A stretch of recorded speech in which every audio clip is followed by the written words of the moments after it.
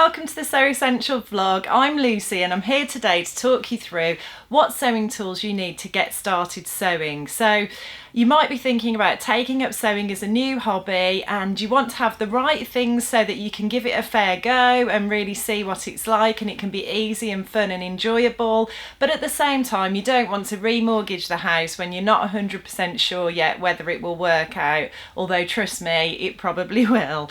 So I've put together this no-nonsense guide of the real bare essentials that you need to get started, and I'll talk you through those today. So the first thing you're going to need to do when you start sewing is you're going to need to measure yourself. You need to take usually your bust, waist and hip measurements. So you'll need a flexible tape measure to do this. Now there's a whole range of tape measures on our website. You can find the link to our website and all the products I'll talk about today as well below. But they range from imperial measurements, metric measurements. There's some that have imperial and metric. There are retractable tape measures and all sorts of different things. But really what I would go for as a beginner is this tape measure, which is the one that I use. I've been sewing for 4 years now and I still use the same one. This has got the imperial and the metric measurements on it, and I just think that's useful because some sewing patterns refer to the imperial system and others refer to the metric system, so I find it really helpful to be able to switch between both if I need to. Once you've taken your measurements, you're then going to need to cut your pattern out, unless you want to trace it, and we'll cover that in a minute. But if you're just going to go for it and cut the paper pattern out, then you'll need just a simple pair of paper scissors like these. I use my kitchen scissors, but whatever you do, don't use your fabric scissors. That's a big no-no because it can blunt the blades of your scissors. And you don't want to do that on your precious fabric scissors. So just get a decent pair of crafting or paper scissors to cut that pattern out. If you don't want to cut the pattern out, you might want to trace it because this will enable you to preserve that pattern, so that if you change size and you need to make a different size in the future, or if you want to make adjustments to your pattern, fitting adjustments, and you want to sort of test them out first. Some people decide to trace the original pattern and then make their adjustments to the traced version. If you want to do that and you feel more comfortable doing that, there's a few extra tools that you'll need, but again, you don't have to spend a lot of money. There's just a few basic tools. So the first thing you'll need are just some coloured pens. It's a good idea to trace your size in a coloured pen so that when you come to trace the pattern you can see the line easily. A lot of patterns these days are multi-sized, so if you just highlight the size that you're cutting out, it makes it much easier to see. And to be honest, I would probably just use some of my children's felt tip pens to do this, and that is what I do if ever I'm tracing a pattern. You'll also need some tracing paper, of course. So the tracing paper I always like to use is this Burda pattern paper or tracing paper. It's fantastic. The sheets are massive. They're 150 centimetres by 110 centimetres and there's 5 in a pack. It's very, very cheap and reasonably priced. Because the sheets are so massive, they're always suitable for every eventuality. So that's my chosen tracing paper that I use. I think it is actually classed as a tissue paper, but it's easy to trace through. You may want to draw over the markings with a tracing wheel. You may want to follow your pattern lines with a tracing wheel like this one, which has got a serrated edge, and that leaves little indentations on your tissue or tracing paper, and then you can use a pencil to draw over those little indentations. That's how you do pattern drafting as well, or one method of doing pattern drafting. Again, this tracing wheel's available on our site, very, very reasonably priced, won't cost you a fortune at all, but some people just find that easier to follow it with one of these rather than try and draw the pencil line straight onto the tissue paper. It's just a matter of preference. And then also you may find a curved ruler or a French curve useful. So when you get things like sleeve heads which are shaped with a curve, it can just help you to get those curves nice and steady. And there's also a straight line on here as well, which will help you with those straight line areas when tracing. And then if you do become more of a a die-hard sewer and you really get into it, you know, these tools can also be used for drafting and for fitting adjustments and that sort of thing as well. So they're always useful to have, but not absolutely necessary. It's just a matter of preference whether you think you'll find that easier.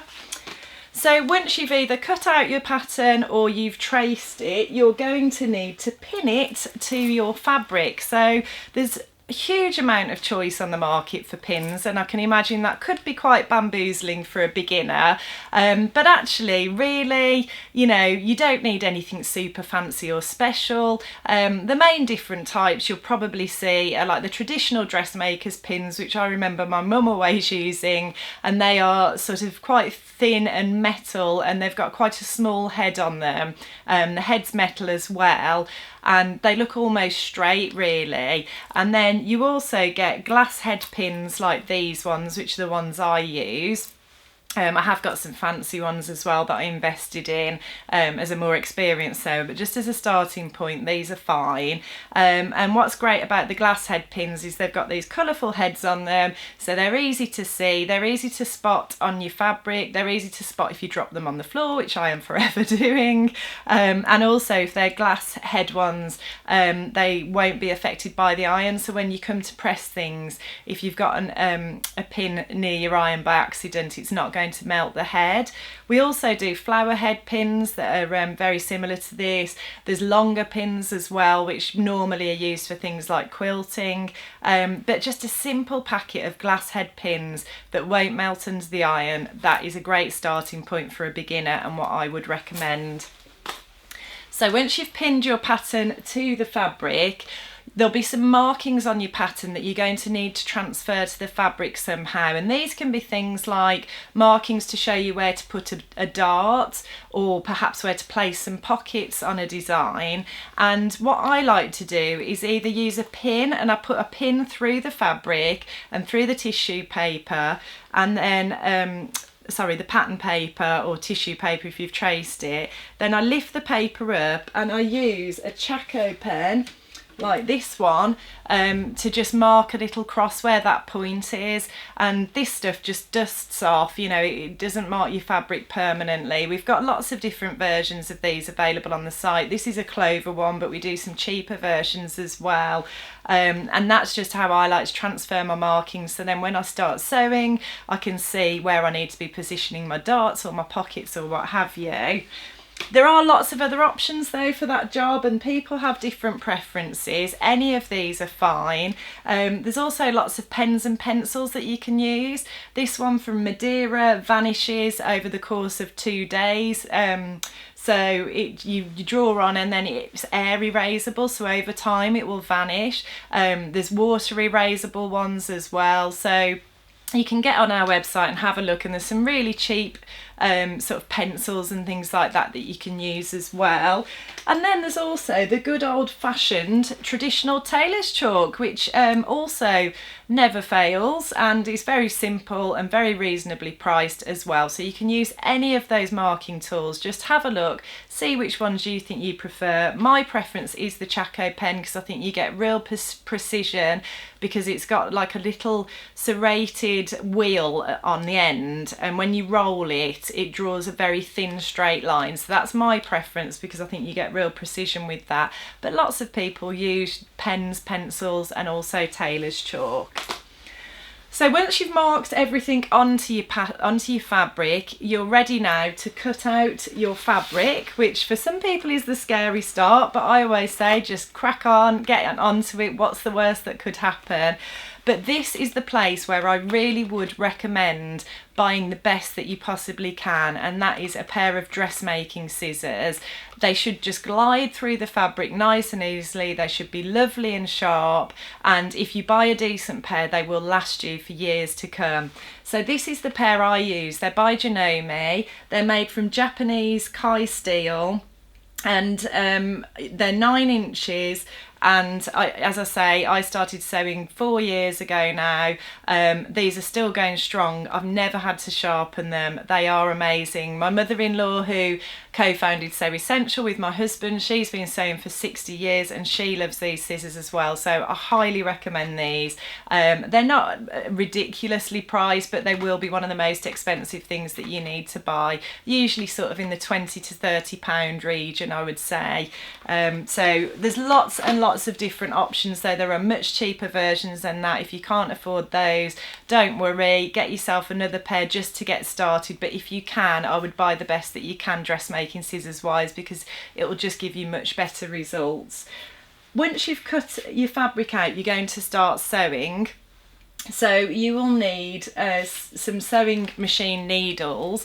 Now again, there's a whole raft of sewing machine needles out there. There's all sorts of different types for specific types of fabrics. We actually wrote a really in-depth article about that to help you choose the right ones, and I'll pop the link for that below as well.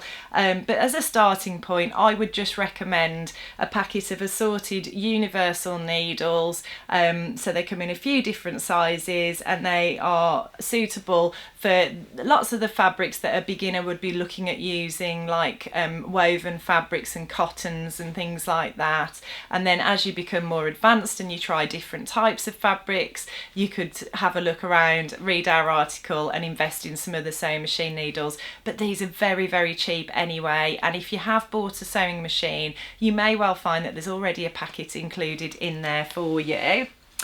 So once you've started sewing, you'll probably end up with some little stray bits of thread at the ends of your lines of stitching, and you'll need a small pair of scissors. I would recommend having a small pair of scissors like these. These are some Janome embroidery scissors that I use. Everything I've talked about is available on our site. I'm putting all the links to these products below.